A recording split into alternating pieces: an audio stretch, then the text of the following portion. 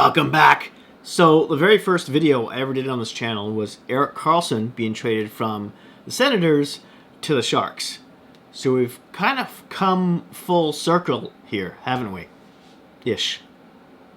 Anyway, before I get into the trade, I just wanted to go over KARLSSON's stats in the past number of years, especially with San Jose.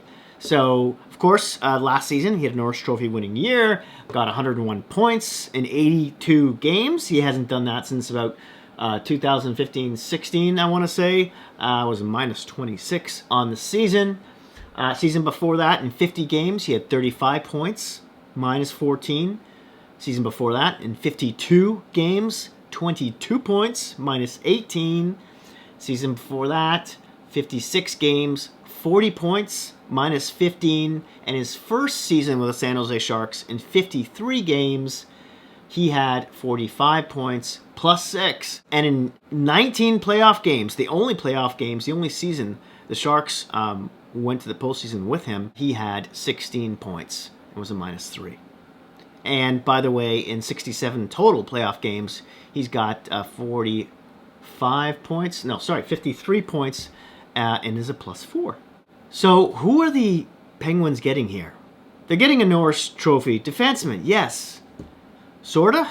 I mean, if he at least scores half the points, this should be a win for Pittsburgh, shouldn't it? But still, that's a pretty big drop off. That's almost 70 points from one season to the next. And then from the season before that, it's almost 80 point difference. I don't know. I mean, this could go really well for Pittsburgh or not so well. So let's go over the details of the trade. Pittsburgh gets ERIK KARLSSON at 13% retained. So that means they're only paying him $10 million.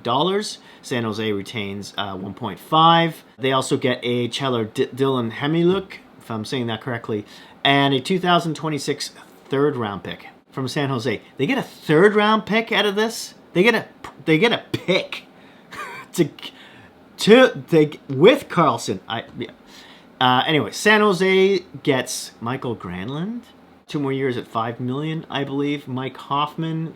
He's got one more season at, I want to say, around 4.5-ish. Jan Rutta, who's got 2 more seasons, around, give or take, $2 million. Don't quote me on that, though. And a first-round pick from Pittsburgh, which is top 10 protected. And if they do get in the top 10, then it's bounced to the next year where it's not protected.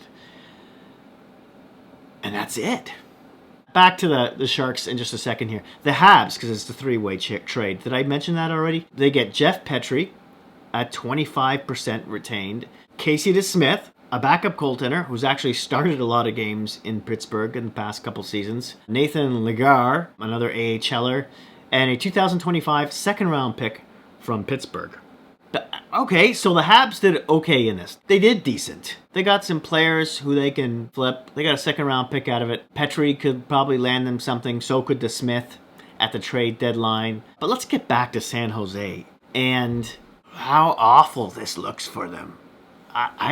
Granlund, unless he has a huge bounce-back year, I don't think they're going to be able to flip him for anything. Mike Hoffman, maybe they'll be able to get like a late draft pick for him. I mean, like a 6th or a 7th, towards a trade deadline. Jan Rutta maybe will fetch them something bigger, like around, a 3rd-round pick-ish. He's a stay-at-home defenseman. He's played a lot with Hedman in the previous years, but he's more like a third pairing guy.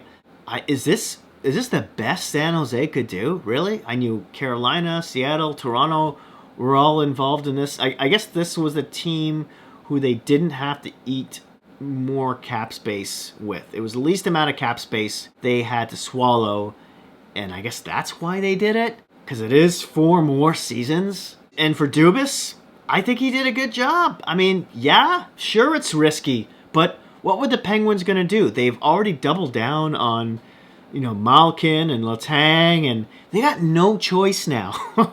They were saddled with some bad contracts, especially that Granlund one, and they got a chance to offload some of these, and they gained like $3 million in cap space. even if you hate the guy, you got to give the W to Kyle Dubas here. It's risky, but you're all in with these guys. You might as well shoot for the stars here. I mean, I don't think any other GM, if they had the same sort of opportunity for this exact package, would have said no to this, right? I think that's what it comes down to.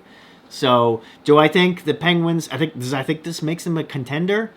I don't know about that. I really have to see how Karlsson plays out. I mean, I don't think he's going to have another season like that. I mean, that's probably close to impossible. But if he can at least put up 60 points, I'd say they're at least a wild card team. Let's put it that way. I say they're back in the playoffs after this one. So there you have it. Now, I want to talk briefly about the Matt Dumba signing in Arizona. And he got 1 year at $3.9 million. Now, could no one else have offered this guy at least the same amount of money, maybe a bit more?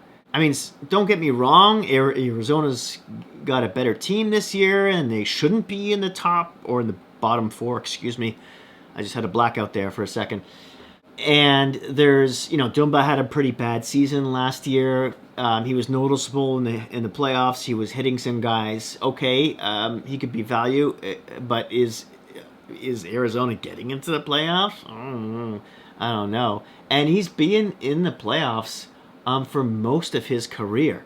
So maybe this is a guy they flip. I think this is what happens. They flip him at the deadline, and they get some more draft picks, like they need more.